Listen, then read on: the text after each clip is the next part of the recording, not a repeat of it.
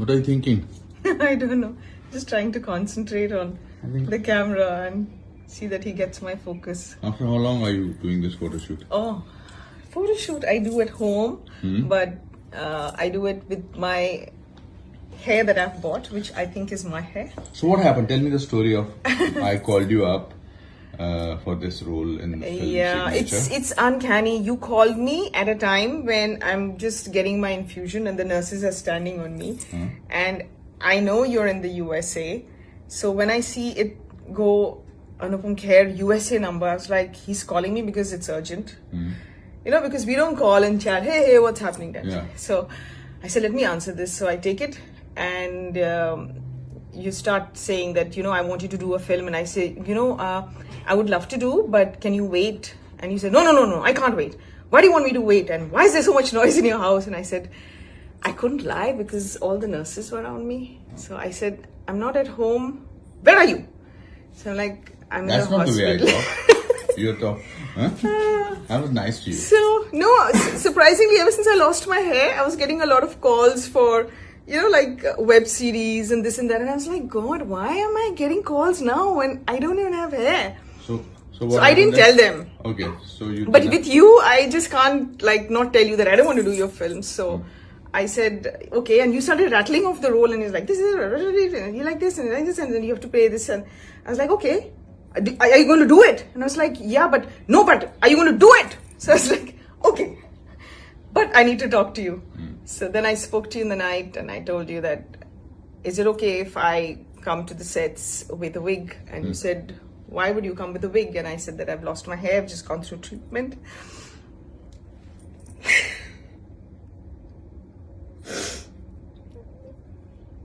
I don't know, it just gets emotional. That's okay. I think you're the most courageous person. I just want to thank you for being okay with it, because I thought I should tell you that I'll be wearing a wig, and then you said, why even a wig? Why can't you just do the film just as the way you are? And I said, I don't know if I have the courage. And you said, I think you do. So I just think it's so nice. When did you discover that you have breast cancer? No, my breast cancer, I didn't have any symptoms. I do like a yearly test for myself where I do my sonography and blood tests. The yearly checkups. It was an annual checkup where my person who was doing my sonography said, I think you should go and get this checked with Dr. Mandar, who's an oncologist, and I know about him. So the minute I heard that, luckily I had a friend with me. I never take anyone with me when I do all these yearly checkups. And so I went and met Dr. Mandar, and he said, we'll do a biopsy, but it doesn't look anything. These are cells which are pre-cancer cells. It's called DCIS. And sometimes they become cancer, sometimes they don't become cancer. So it's up to you. Do you want to remove them? And I said, no. I'm like, take it out. So we did a biopsy, and it didn't come cancer. It was negative. But I still wanted to take it out. So when we took it out and they did a biopsy of the entire cells that were removed and tissues, they found tiny cell, like a tiny portion of cells that had already become cancer. And so he said that when you were in this surgery, we put a port. So I still have the port here, this raised bit, and then you have these veins which are going in. So they said, we have to give you chemo. And then I started crying. And then my sister was like, it's treatable. Doctors saying it's 100% treatable. These are very, very early cancers. And that's the one thing that, if you catch it early, cancer is treatable. And my sister was like, why are you behaving like a 17th century woman? Why are you crying? I mean, the doctor's like, good news. And you're crying. Well, I think we're just so terrified of the word cancer, which is why I didn't share it with my parents, because they're so vulnerable.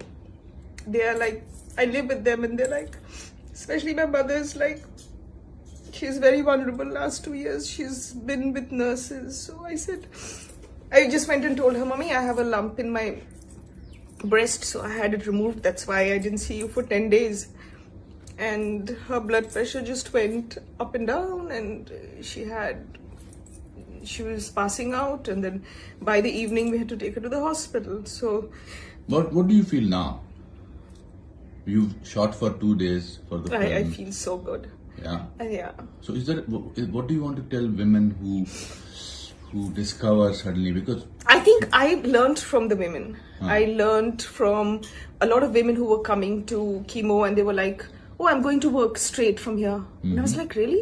Why do you have to work? Doesn't your company give you an off during time?" They said, "No, they gave us off. It's completely paid for and all." But I don't like to sit at home. I like to work when I'm doing this. It just makes me feel normal. And I was like not the very brave one. I was like, everyone in my family was brave, like my friends and my sister and my brother. And I was like all the time weeping and crying till I met a little boy. I heard his voice, and he gave me strength. And I just looked at him, and during my half chemo, I went just to make conversation with him, and I said, "अरे आपकी दवाई बस इतनी है, मेरी तो इतनी सारी है, इसी से तो ठीक होते हैं." He said that. He was also getting treated for. इसी से तो ठीक होते हैं. तो I said, हाँ, लेकिन फिर ना मैं like बहुत दिन तक ऐसे ही लेटी रहती हूँ, मेरे को बहुत तकलीफ होती है. तो he says, मैं 5 दिन लेटता हूँ बस, उसके बाद तो मैं खेलता हूँ, उसके बाद तो like I'm fine, I'm back to myself.